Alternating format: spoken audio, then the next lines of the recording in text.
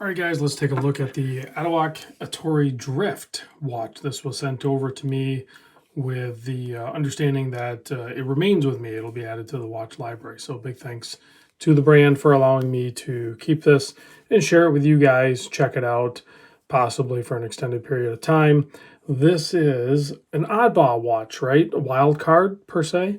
It is what they call a four-arm wandering hour, meaning that the movement is pretty wild in the sense, well, the movement isn't, but the way the movement displays the watch.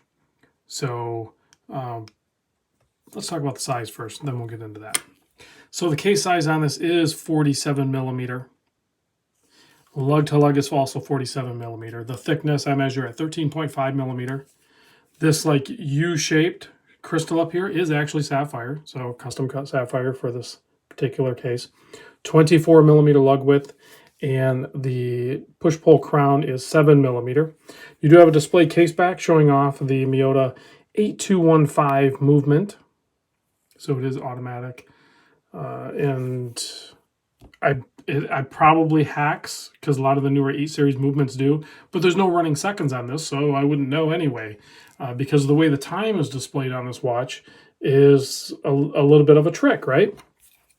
So it's pretty simple to read. I mean, it clearly says it is 7 and about 31, 32 right in there, okay? The little pointer is pointing to it. And as you see, the 7 is going to continue to rotate around until it gets all the way to the 60, the top of the hour. And right at that time, the 8's already going to be lined up for the 0. And then it'll just keep going all the way around. What happens is, as it rotates around, back in this portion here where you can't see, there's a little notch, and these quad-spoked, or they're 3-spoked actually.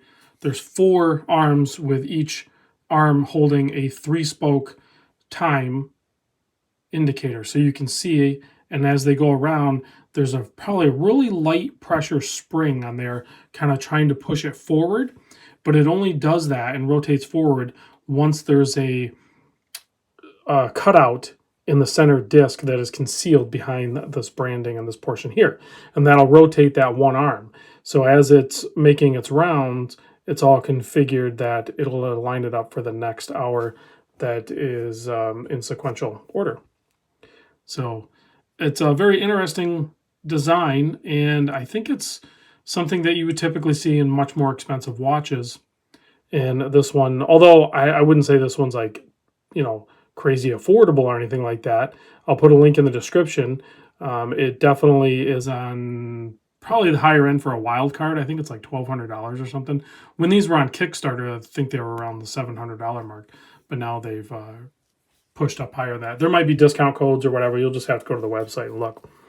But there's a bunch of different colorways as well. This one is the one that I picked. It's just the black and the red. A lot of the other ones you kind of don't get to see the TriStar with the hours on there. You don't get to see those contrasted against the aluminum dial as much. And I think those are actually constructed out of aluminum as well. So this one, I like the contrast of the black and the red. So pretty fun watch. Like I said, there's no running seconds though, so that might be a little bit of a frustration, but being that it's in the wild card category, I think I would willing to accept that as a design element that had to be dropped to achieve the wandering hour feature. So it comes on this leather strap. It's nothing to really write home about. It gets the job done. I would potentially swap that out, but it does match the colorway.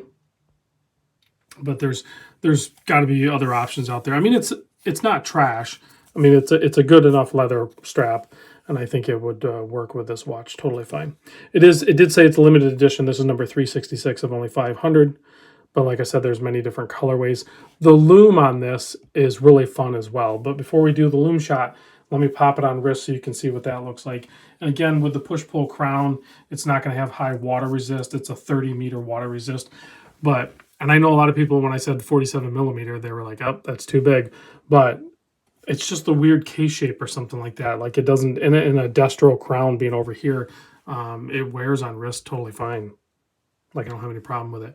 And it's just more of a unique, fun watch. I think, are you going to buy this like if this is your first or second or third or even 10th watch? Probably not.